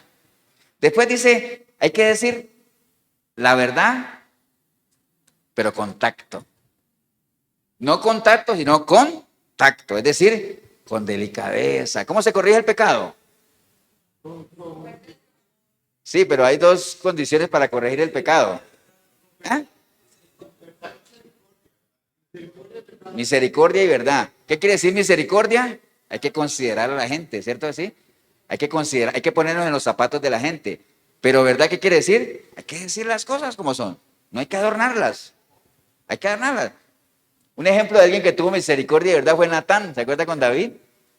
Que él iba a ir a confrontar a David porque había pecado, pero él dijo, le voy a contar una historia primero, ¿como para qué?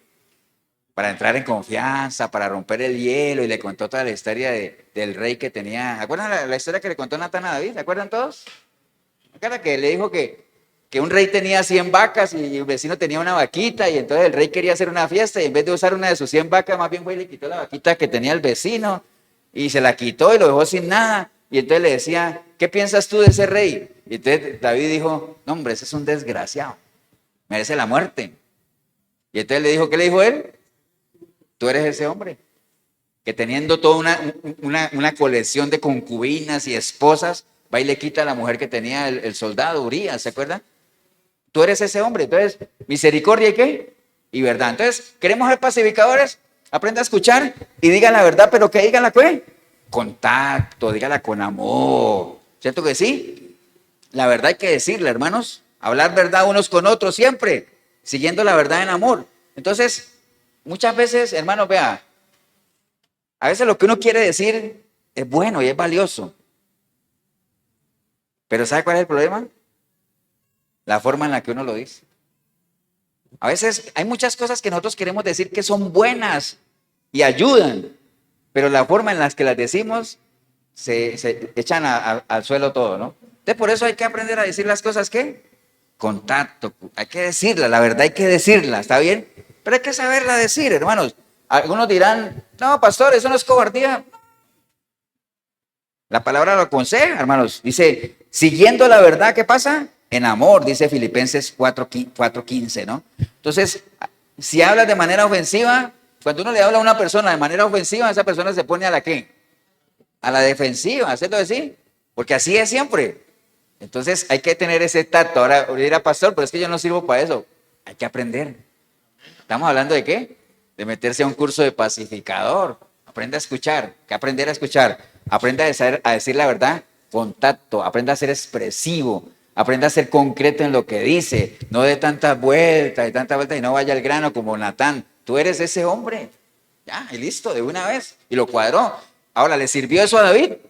Claro que sí, David se arrepintió. Y hay varios salmos que muestran el sentimiento que había en David, de decir, Señor, no apartes de mí tu Santo Espíritu, perdóname. Mientras callé, ¿qué cosa? No, ahorita me estás quedando mal. Se secaron los huesos, ¿no? Todo eso, ¿no? Entonces, aprenda a decir la verdad con tacto, ¿no? O sea, Colosenses 3:8 dice, pero ahora, hermanos, dejad también vosotros todas estas cosas. ¿Cuáles? La ira, el enojo, la malicia, la blasfemia, palabras deshonestas de vuestra boca. Todo eso, si usted quiere ser un buen pacificador, tiene que quitar todo eso de lo que usted habla, ¿no? Y si lo que usted va a hablar no edifica, mejor no lo diga. Mejor no lo diga. Entonces, aprender a escuchar, aprender a decir las cosas con tacto. ¿Qué más? Atacar el problema, no la culpa. A veces hay situaciones en las que la gente en vez de atacar el problema, más bien ataca a las personas. ¿Entienden? Entonces, ¿para qué? O sea, aquí lo que... Hay un dicho muy popular que dice que uno no debe ser parte del problema, sino de qué? De la solución, ¿cierto? Entonces, si lo que uno va a contribuir no es para solucionar el problema, ¿para qué? Entonces, no sea parte del problema, sea parte de la solución. Ataque los problemas, no ataque a las personas como tal, ¿no? ¿Estamos claros, hermano, o no? Porque acuérdense que lo que se busca cuando ser un pacificador es acabar con un conflicto. En este caso, ¿un conflicto de quién? ¿Del hombre con Dios? Ahora, si usted es en lo natural, usted dice, pastor, ¿y eso no aplica en lo natural? También, ¿no? Un conflicto que no tenga nada que ver con Dios, lo mismo. Usted tiene que aprender a escuchar a las partes, ¿cierto que sí? Usted tiene que decirle las cosas a las personas con tacto. Usted tiene que atacar el problema, no a las personas como tal. Y lo último es que hay que enfocarse en la reconciliación, no en la resolución. O sea, a nosotros de nada nos sirve que una persona que está apartada del Señor nos cuente sus problemas y todo eso, y que usted le dé algunos consejos para que resuelva el problema, pero no está solucionando el asunto de que haya una reconciliación. Por eso es que la recomendación dice, vuelve en amistad, otra vez, reconcíliate con Dios. No es que le pidas perdón, no es que tengas remordimiento, porque acuérdate que el remordimiento y el arrepentimiento son diferentes, ¿no? La mayoría de la gente siente remordimiento, es decir, siente culpa por cosas que hace y hasta puede llegar a pedir perdón, pero como no hay un arrepentimiento genuino, esa culpa es pasajera y después vuelven y lo hacen. Entonces, mientras no haya un arrepentimiento genuino, es decir, usted no se decida que haya una reconciliación, es decir, a restablecer una relación, usted va simplemente a hacer una resolución, es decir, a solucionar el problema. Pero cuando uno soluciona un problema, ¿qué pasa? Surge otro. Entonces, por eso es que los que han visto el tratado que nosotros tenemos, la pregunta que es la línea de la iglesia es, ¿qué es lo que usted quiere? ¿Usted quiere resolver un problema o quiere cambiar de vida? ¿Me entiende? Porque si usted quiere cambiar de vida, eso no es una resolución de un problema, eso es una reconciliación ¿con quién? Con Dios.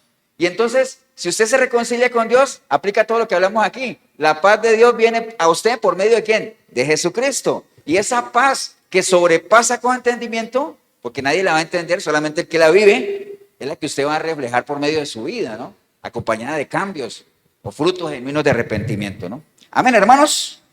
¿Estamos claros, no? ¿Qué más nos falta aquí decir? Bueno, creo que esto ya lo hemos repetido. ¿Qué hora es? Ok. Ahora, ¿cómo podemos tener paz? Bueno, ya ustedes más o menos lo saben. Obviamente estamos hablando de la paz de Dios. Simplemente lo resumo así, ¿no? Nosotros queremos tener paz espiritual. Amén, porque es lo que nos interesa, ¿no? Estamos hablando de la paz espiritual, ¿no? Porque la paz natural, todos queremos tenerla también, pero sabemos que eso es efímero. Y sabemos que cada uno va detrás de lo suyo propio y por más que no haya conflicto, cada uno tiene que cuidarse la espalda porque en cualquier momento le dan a uno otra vez. Así hacemos en lo natural, ¿no? Pero si nosotros queremos tener paz espiritual, ¿qué necesita uno para tener paz? Tanto en lo natural como en lo espiritual. ¿Hay que entrar en qué? En guerra. ¿Cierto que sí? ¿Hay que entrar en guerra? En lo natural, ¿cómo se resuelve la paz? Con guerra. En lo espiritual, yo quiero tener paz espiritual, ¿tengo que entrar en qué? En guerra. Pero entonces, ¿en cuál guerra? Una guerra espiritual. ¿Estamos claros? Porque estamos hablando de cosas espirituales. ¿Cómo entro yo en una guerra espiritual?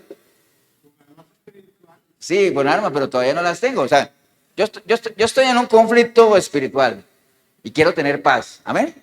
Entonces, ya entendí que para tener esa paz tengo que entrar en una guerra. ¿Qué guerra? Espiritual. ¿Cuándo una persona entra en guerra espiritual? No, pero hay una decisión que a uno le dice, en ese momento usted entra en guerra espiritual. ¿Cuándo? ¿Ah? Cuando nace de nuevo. ¿Por qué? Porque mientras uno no ha nacido de nuevo, uno no está en guerra espiritual. ¿Por qué? Porque ¿qué es la guerra espiritual? Cuando dentro de uno entran en conflictos, ¿qué? Las dos naturalezas, la carnal y la espiritual. Si usted no le ha entregado su vida a Cristo, usted solamente tiene una naturaleza que es carnal, entonces usted no está en guerra, usted está en un oasis carnal. Nadie dijo amén, qué bueno. En el momento que usted le entrega su vida al Señor, nace en usted una naturaleza espiritual que entra en conflicto con la carnal que tiene ahí adentro, porque la que tenemos ahí adentro, ahí está. Entonces esa es la verdadera guerra espiritual, que ahí ya entra lo que ahorita decía, ¿cómo la pelea uno? Con armas espirituales, con estrategias espirituales, llevando al enemigo al campo que sabemos que él no domina. Porque cuando uno está en esa guerra, el enemigo ¿qué quiere hacer? Llevarlo a uno al terreno de él. ¿Cuál es el terreno de él? Lo que decía ahí, los chismes, las contiendas, las disensiones, los pleitos. ¿Cierto? ¿Sí? Entonces uno dice, no me quiero llevar a ese terreno, mejor lo llevo a mi terreno de acá. ¿Cuál es el terreno de acá que el enemigo no le gusta? Benignidad, gozo, paciencia, dominio propio, paz. Amén. Y alguna vez les conté la analogía de la serpiente. ¿Se acuerdan? La serpiente del águila. ¿Dónde es fuerte la serpiente? En el suelo, ¿cierto? En la tierra. ¿Dónde es fuerte el águila? En la altura. Entonces, cuando un águila agarra una serpiente, no se pone a pelear en el suelo con ella porque va a perder. ¿Qué hace? La lleva a las alturas. Y entre más alto esté, la serpiente hace como el chavo, ¿no? Pierde fuerzas. Y entonces llevó. Entonces, eso es lo que tiene que hacer uno en una guerra espiritual. Ir a pelearla ¿dónde? En el terreno donde se supone que somos fuertes. Se supone. ¿Por qué digo se supone? Porque no todo el mundo que se dice cristiano es fuerte en el terreno espiritual. ¿Por qué no son fuertes en el terreno espiritual? Porque no se ejercitan. Porque no se ejercitan. Amén. No está en la prédica, pero se acomodó. ¿Cierto? Sí. Está bueno. Entonces, ¿cómo podemos tener paz? Obviamente, naciendo de nuevo, todo eso. Por eso es que Job, los amigos de Job que pensaban que Job estaba en pecado, le decían, Job, vuelve ahora en amistad con Dios. Y entonces él te dará, ¿qué cosa? Te dará paz. Y entonces, y no solamente eso, porque cualquiera dirá, sí, vuelvo en amistad con Dios y Él me da paz. No, vuelve en amistad con Dios y tendrás paz y por ello te vendrá bien. Hasta ahí va todo bien. Amén. Pero tienes que tomar ahora, ¿qué? La ley de su boca y pon sus palabras en tu corazón. Que más de uno llega hasta ahí, ¿no? No llega hasta ahí. Y pon las palabras en tu corazón y si te volvieres al omnipotente, entonces serás edificado y alejarás de tu tienda, ¿qué cosa? La aflicción. Dice, pastor, pero ahí se la puso muy duro. Me gustaron las dos primeras frases. Vuelven a amistad con Dios y tendrás paz. Hasta ahí va bien. Pero lo demás, qué difícil. Entonces, por eso la gente prefiere seguir viviendo ¿en qué? En guerra espiritual, ¿no? Y no tener esa paz del Señor. Amén, hermano, ¿o no? Voy a pedirles, hermano, para que nos movamos un poquito, ya para ir cerrando. Y cada que digo que voy cerrando. Segunda de Corintios, capítulo 4.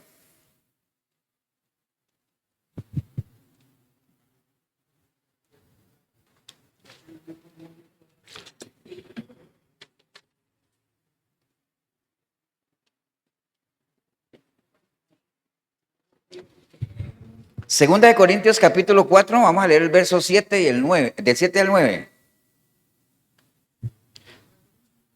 Y mientras ustedes lo buscan ahí, nada más explicarles por qué vamos a ir ahí. Nosotros estamos hablando, arrancamos esta prédica se llama La Paz de Dios, que sobrepasa todo entendimiento.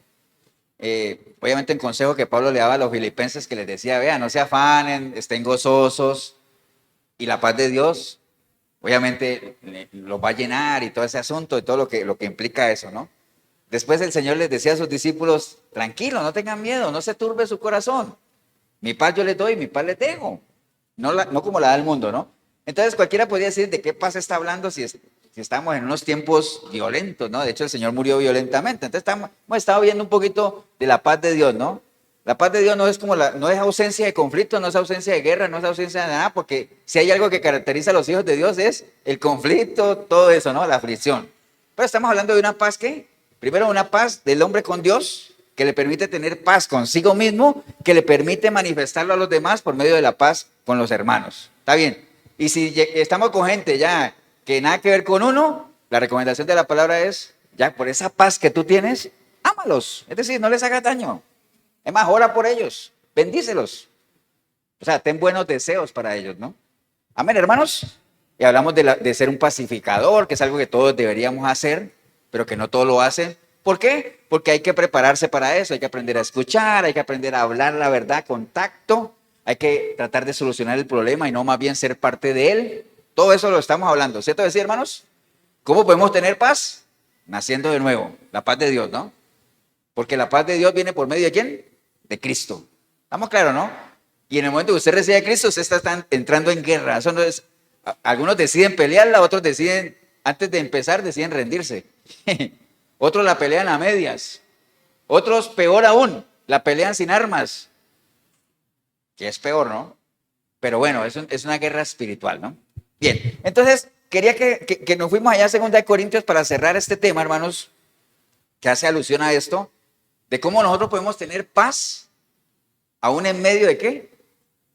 De tanta cosa, ¿no? Porque acuérdense que este sistema lo que le vende a uno, ¿qué es? Dice, no, después de la tormenta, ¿qué? Viene la calma, viene la paz. Pero en las cosas de Dios es al revés.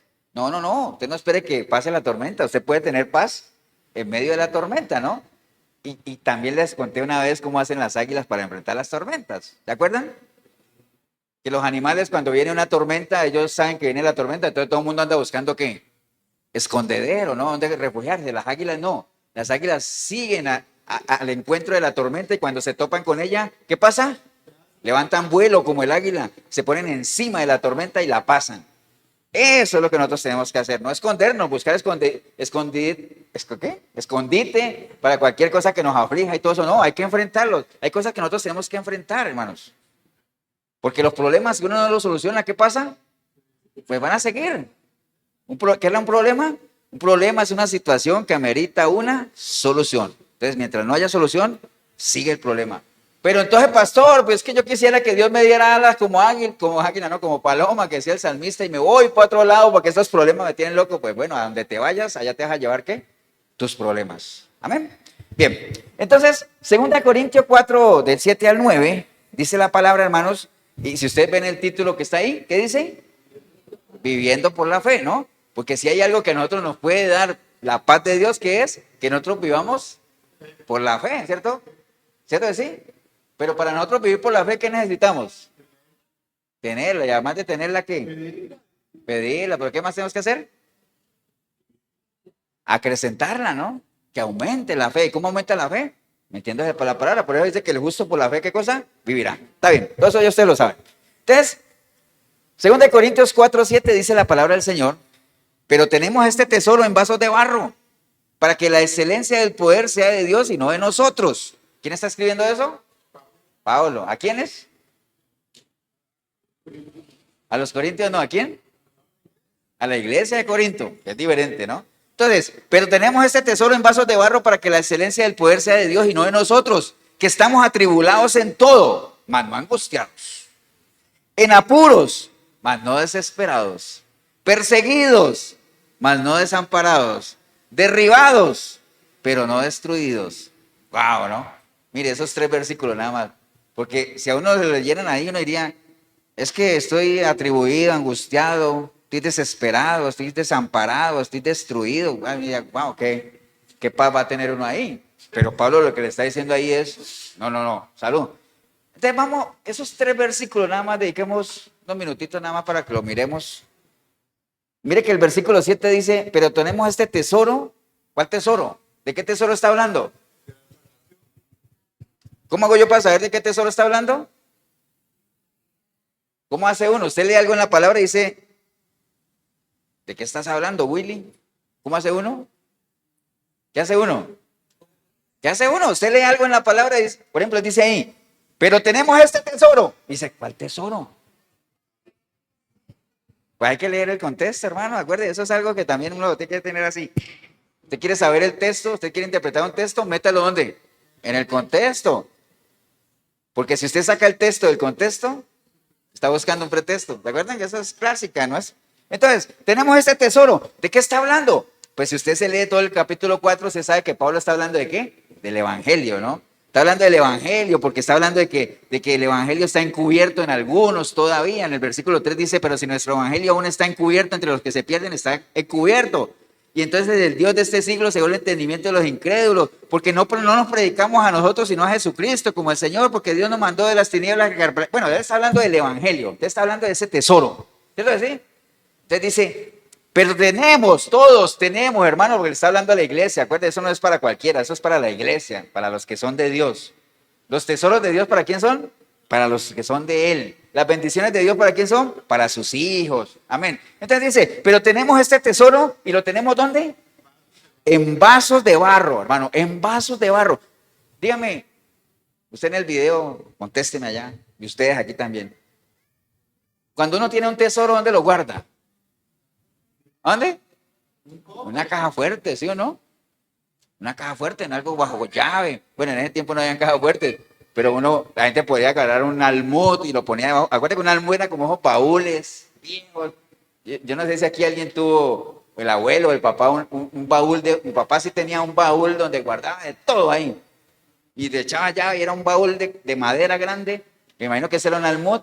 Entonces, ¿dónde guarda uno los tesoros? En un lugar sólido, ¿cierto? Pero dice que ese tesoro, ¿dónde lo tenemos guardado? En vasos de barro. ¿Cuáles son los vasos de barro? O según eso, ¿quiénes son los vasos de barro? Nosotros, ¿cierto que sí? Entonces imagínense ese tesoro tan grande, ¿dónde lo ha guardado el Señor? En vasos de barro. O sea, nosotros, ¿para qué? Y pregúntense ustedes, ¿y por qué guardaría un tesoro tan grande en algo tan frágil? ¿Para qué? ¿Por qué creen ustedes, hermanos?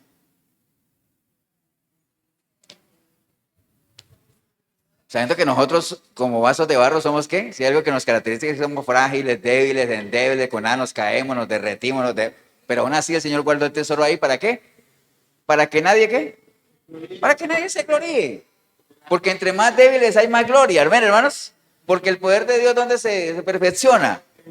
En la debilidad, en medio de la debilidad, amén. Entonces, para que nadie se gloríe, o sea, no estamos en victoria ni podemos disfrutar de la paz de Dios porque seamos supermujeres o superhombres o seamos todo eso, sino más bien, ¿por qué? Porque siendo vasijas de barro, lo que significa, el poder de Dios está ahí.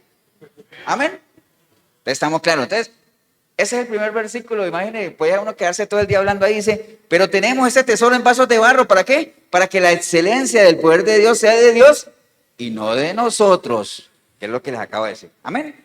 Y entonces él dice, ¿y por qué nosotros cómo se puede ver el poder de Dios en nosotros que somos vasijas de barro, tan débiles? Y comienza a decir ahí, y vamos a ver que cada frase tiene lo suyo. Dice, ¿por qué si nosotros estamos atribulados en todo? Amén.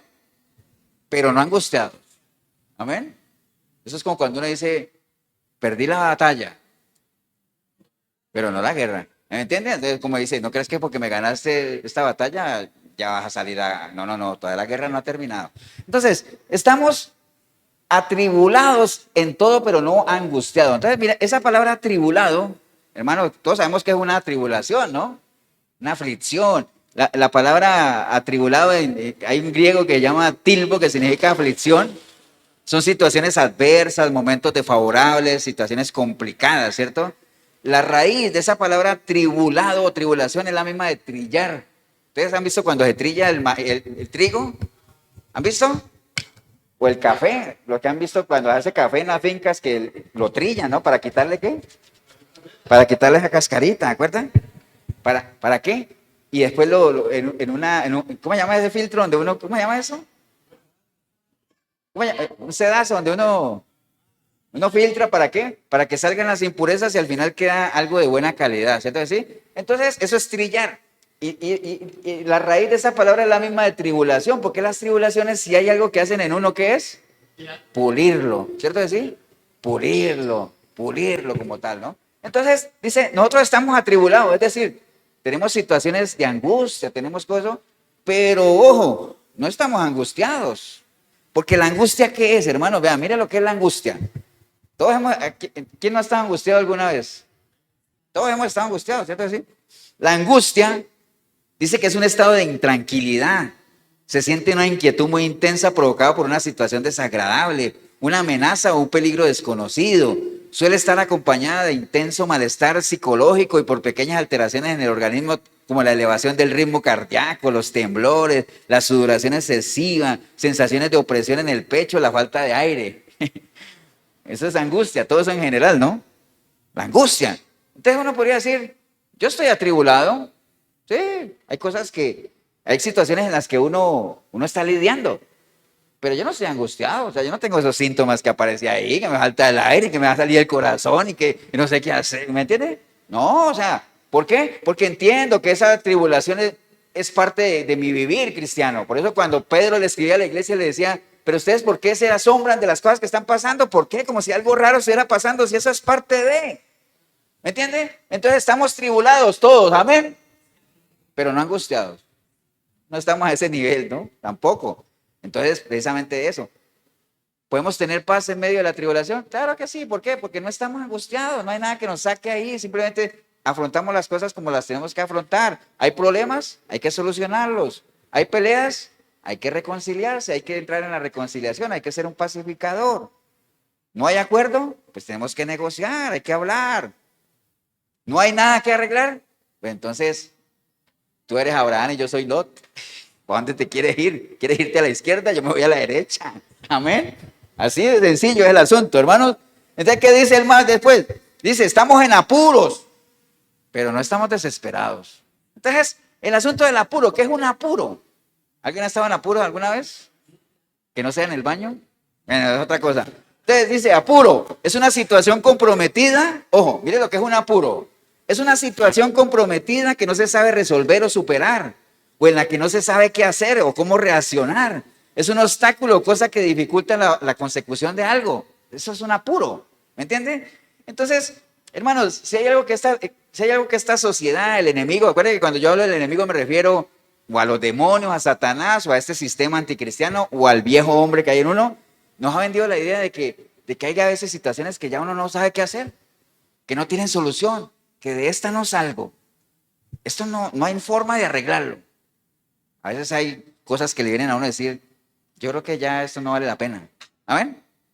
¿Me entiende? Apuros. Podemos estar en apuros, podemos estar en situaciones que no sabemos qué hacer. Y hago un paréntesis, cada vez que usted esté ahí, piense en esa canción que dice, sendas Dios hará, donde piensas que no hay. ¿Por qué? Porque Él obra de maneras que, ¿qué? Que no podemos entender. Amén. Entonces podemos estar apurados, estamos en apuros, pero dice que no estamos, ¿qué cosa? Desesperado. ¿Qué es estar desesperado? Una persona desesperada es la que ha perdido ¿qué? La esperanza, ¿no? Y no me refiero a una persona que llame esperanza. Me refiero a la esperanza que es esa expectativa de que suceda algo. ¿Cierto que sí? Entonces, cuando una persona ya pierde la esperanza, por eso es que dice que la esperanza ¿qué? Es lo último que pierde, porque cuando se pierde la esperanza ya apague y vámonos, ¿ah? Usted no pierde la esperanza. ¿Cuándo pierde uno la esperanza? ¿Ah? Cuando se muere, ¿por qué? Porque mientras hay vida, hay esperanza. Acuérdense. Entonces, mientras estemos vivos hay esperanza, hermanos, pero no la pierda antes de morir. Hay gente que se muere en vida, ¿por qué? Porque pierde la esperanza. Nosotros estamos en apuros, hay situaciones que no sabemos cómo las vamos a resolver, que todavía no nos viene, pero no pierda la esperanza. Mientras usted esté vivo, ahí está. Y si usted está en los caminos del Señor, dice que el Señor, junto con la aflicción, viene ¿qué? La salida, porque no nos va a someter a más de lo que podamos resistir. Amén, hermanos. Entonces estamos apurados, pero no desesperados. Estamos perseguidos, pero no desamparados. Hay muchas cosas que a uno lo persiguen, hermanos, para afligirlo, ¿no? Las deudas. Bueno, perseguido por la deuda, la inseguridad, el desempleo. Si usted está fuera de los caminos de Dios, vicios, pecados. Bueno, tanta cosa que lo persigue a uno con el ánimo de ¿qué? De hacerlo caer. Amén. Obviamente, si usted está en pecado, está más caído que nada, pero son cosas que a uno lo persiguen para hacerle perder la paz como tal, ¿no? Pero dice que estamos perdidos, estamos perseguidos, ¿pero qué? Pero no desamparados. ¿Ustedes saben qué es una persona desamparada? Pues sí, que no tiene amparo, ¿no? Pero tampoco es otra señora que se llame amparo. Acuérdense que el prefijo des significa sin, ¿no? Desamparo es sin amparo. Desinterés es sin interés. Desprotegido es sin protección. Entonces, una persona desamparada es la que no tiene amparo. Ahora, ¿qué es el amparo? ¿Qué es amparar? Vea, yo saqué la definición del diccionario. Amparar es favorecer, proteger, valerse del apoyo o protección de algo o de alguien. Por eso dice ahí, nosotros podemos estar perseguidos por cosas que nos afligen, pero no estamos desamparados. ¿Por qué? Porque tenemos a alguien que nos protege, que nos cubre. Pero eso en la medida que nosotros estemos habitando bajo el abrigo de ¿quién? del Altísimo, bajo la sombra del Omnipotente, ¿no? Amén, hermanos. Entonces, estamos perseguidos, pero no desamparados. Estamos derribados, pero no destruidos. Hay cosas que a uno lo tumban. Como Pablo le está hablando a la iglesia, hay cosas que a uno lo tumban, pero que no sea el pecado. Porque si es el pecado, obviamente ya uno dejaría de ser iglesia. Pero hay cosas que como cristianos nos tumban, nos bajan el ánimo, nos descargan las baterías, nos desaniman, ¿no?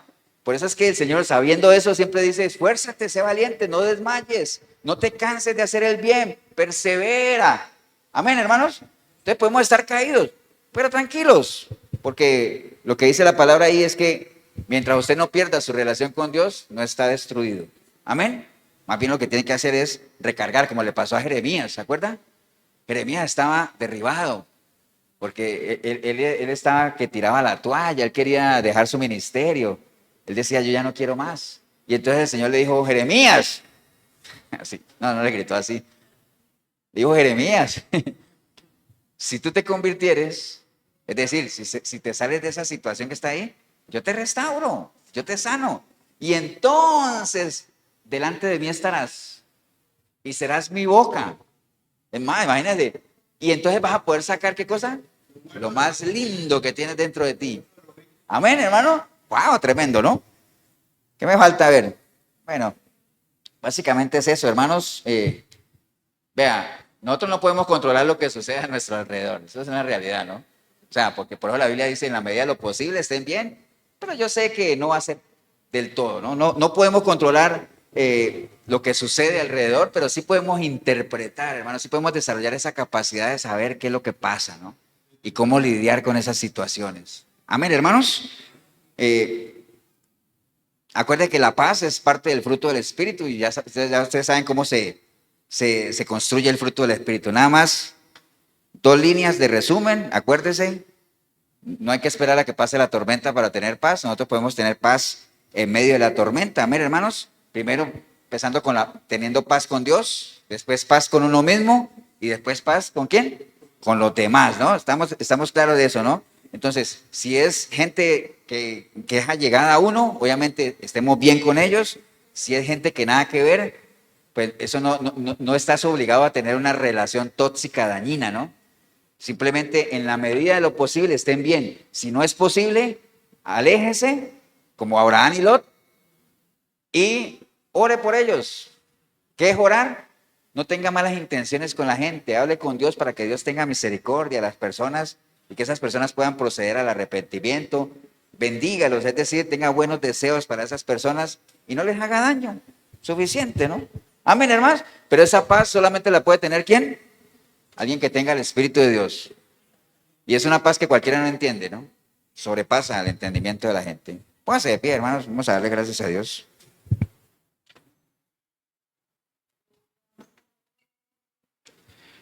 Padre, te damos gracias en este día, Señor. Gracias por la linda oportunidad que hemos tenido hoy de hablar de este tema, que todo el mundo habla de la paz y la paz y la paz, pero bueno, esa es la paz natural, ¿no? Lo que nos interesa a nosotros es la paz contigo, Señor. Que nos inunde esa paz y que no solamente nos permita estar en paz con nosotros mismos, sino también con los demás, ¿no? O sea, por eso el Señor decía, mi paz, yo la conozco, se las dejo a ustedes, ¿no? Cuando uno estaba en la iglesia católica, acuerda que nadie se iba, bueno, nadie no, hay gente que sí se iba, pero uno, parte del ritual era ¿qué cosa? Desen la paz, pero la paz era darse la mano, ¿no? Y uno, o sea, pero es mucho más que eso, ¿no? Pero bueno, gracias a Dios que hemos podido meditar un tanto con esa parte de lo que es la paz. Así es que si hubiera alguna persona hoy aquí en la iglesia o ahí en el video, que usted hoy entendió que usted no está en paz ni con nadie, al revés, no está ni en paz con la gente. ¿Por qué? Porque no tiene paz usted mismo. ¿Por qué? Porque no tiene paz con Dios. O sea, si usted está en conflicto constante, usted es una persona iracunda, usted es una persona que no se lleva bien con nadie, bueno, no puede hablar con nadie, no escucha, no, o sea, usted tiene un problema. Y usted lo primero que tiene que tener es afines su paz con el Señor, para que Él le dé la capacidad de estar en paz con usted mismo y de esa manera solamente pueda usted estar en paz con los demás. O sea, no se puede saltar esos pasos, ¿no? Ahora, si usted no le ha entregado su vida al Señor, pues entiendo que viva una vida de conflictos y a toda hora estás. Por eso es que la palabra dice que el impío, ¿qué cosa? Huye. Sin que nadie lo persiga. ¿Por qué? Porque como uno sabe en qué terreno se mueve, uno dice, uy, ¿en qué momento me dan? ¿Me entiendes? Y entonces anda uno así como que todo el mundo lo estuviera persiguiendo. Y eso no es un estilo de vida, ¿no? Eso no es vivir la vida. Me acordé de esa canción, ¿no? Eso es sobrevivir. Y Dios no nos ha hecho para que sobrevivamos. Dios nos ha hecho para que vivamos una vida y no cualquier vida, sino una vida ¿qué? En abundancia, es decir, plenos en Él, ¿no? Así es que si hubiera una persona hoy aquí o ahí en el video que usted entendió eso y le quiere entregar su vida al Señor, ahí donde está, dígale, Señor Jesús, en este día escuché tu palabra, Señor. Y hoy entendí por qué vivo la vida que vivo, Señor. Conflictos por todos lados, no me llevo bien con nadie, lastimo, me lastiman, engaño, me engañan, robo, me roban. O sea, no quiero más eso, Señor. Eso me carga, me desgasta. Se están yendo los mejores años de mi vida y no estoy disfrutando, Señor. Pero hoy entendí que realmente lo que tengo que hacer es volver en amistad contigo, Señor, para tener esa paz que solo tú puedes dar, Señor. Y que los demás algún día puedan verme a mí y decir, wow, grandes cosas ha hecho Dios con esa persona. Por eso voy arrepentido, arrepentida como nunca antes. Yo clamo a ti, Señor, para que tu preciosa sangre me limpie de todo pecado, Señor. Tu Santo Espíritu pueda venir a mí y hacer de mí una nueva criatura. Y que a partir de hoy yo pueda buscarte, Señor, a través de tu palabra, para conocerte, amarte, servirte, adorarte, caminar contigo, Señor. Y que se aplique a mí aquello que Pablo le decía a la iglesia de Filipos, que no me afane y que permita que la paz de Dios esté en mi vida. Y como decía nuestro Señor Jesucristo, que no se turbe mi corazón y que no tenga miedo, Señor. No quiero más. Por eso hoy bendigo yo este momento en que tú me has perdonado, Señor. En el nombre precioso de Cristo Jesús. Amén y amén. Damos un aplauso, hermanos, al Señor.